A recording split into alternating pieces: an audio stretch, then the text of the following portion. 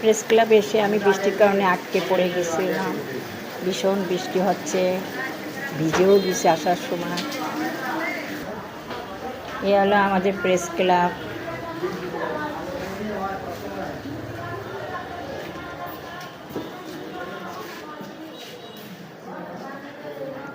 এখন কোনো সাংবাদিকরা আপাতত নেই, সন্ধ্যার পর সব আসবে।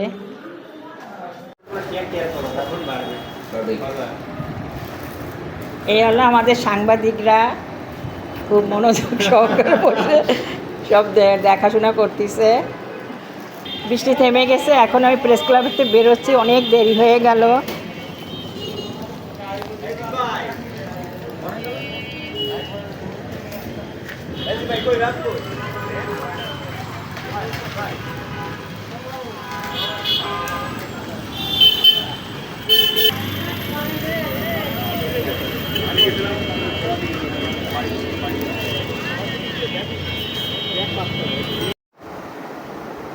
বৃষ্টির কারণে বাসায় আসতে দেরি হয়ে গেল, তাই রান্না করতে পারিনি। হোটেলের থেকে ভাত নিয়ে আইছি, মাংস নিয়ে আইছি, আর বাইন মাছের তরকারি।